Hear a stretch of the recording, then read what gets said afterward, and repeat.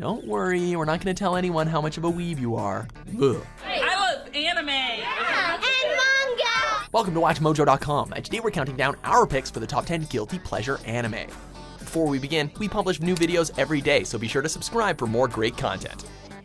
For this list, we're looking at anime that, for a variety of reasons, are shunned by either the anime community or your parents who are watching over your shoulder. Regardless of their flaws, we still find enjoyment in them though, no matter how embarrassing it might be to admit.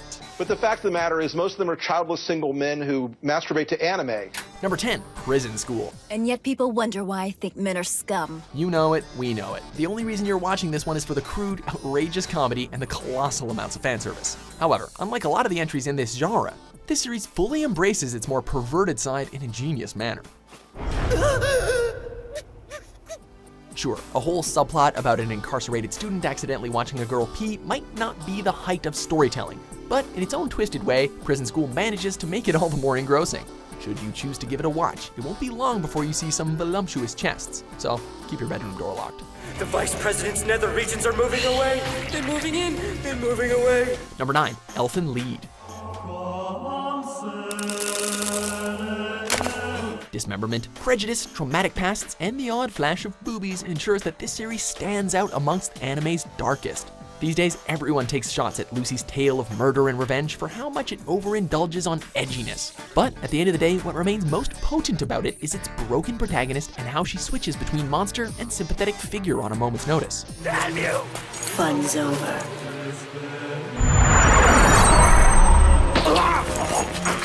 You have to sit through a lot of bloodbaths and watch a dog getting beaten to death in order to get to the character development, but it's in there somewhere, we promise. Mr. Bando?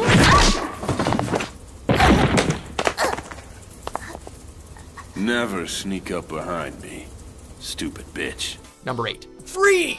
Makoto, スタートの合図頼む。分かった。 Given the amount of fan service we receive in terms of anime gals, it's only fair that we also get a series that chooses to focus on a group of athletically gifted young men who live to swim.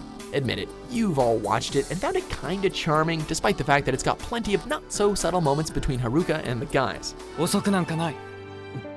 行こう、リン。 All in all, it's a harmless show about some very decent guys who live for the sport and for each other. We're looking at you, Makoto, you beautiful bastard. Number 7, Sword Art Online.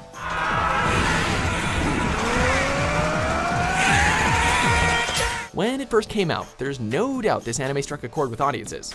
Not all of it positive though. Some found great enjoyment in its dungeon crawler setting and admittedly OP Gary Stu protagonist Kirito, as well as his romance with Asuna.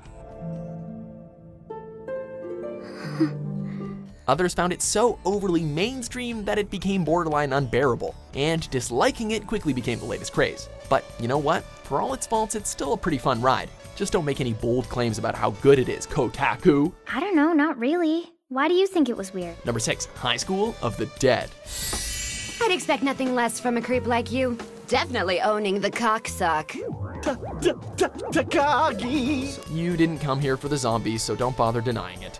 When the dead start feasting on the living, a group of students try to make their way through the city. They might 360 no-scope the occasional undead, but more often than not, it's the lady's ample assets that are on display. Psycho in particular stands out in this regard, as she is so skilled in swordsmanship that her breasts can move in bullet time. There's really no excuse for this anime being anything but intense fan service presented as horror, yet we still can't bring ourselves to dislike it.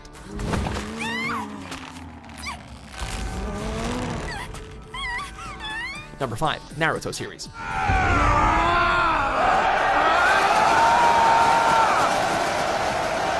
Hold up, stop it, hold on. We're not saying that this anime is bad. In its glory days, it was totally awesome. Unfortunately, a lot of the greatness gets mired down in the swamp known as filler episodes. What are you saying? In this day and age, Naruto is one of the most divisive anime series of all time. You either love it or you hate it. A lot of the time, for those who hate it, it conjures up bad memories of wearing leaf headbands in your family photos or running around the schoolyard with your arms flailing behind you. But that's your fault, dude, not the anime. Number 4, Inuyasha. Inuyasha.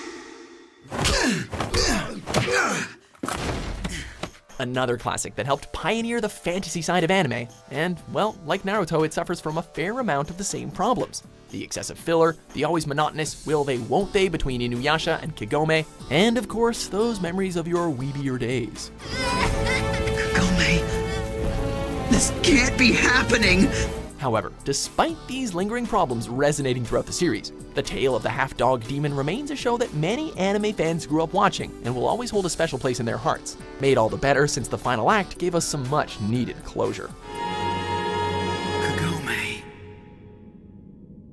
Inuyasha. Number 3, Hetalia. Oh, it looks like you're already using them. Good for you. How dare you make them up on your own? As you might expect, this anthology of quick-fire episodes featuring physical incarnations of countries brings every stereotype you can imagine to the forefront. But it does it in such a satirical way that the show is actually rather sweet and quite funny on occasions.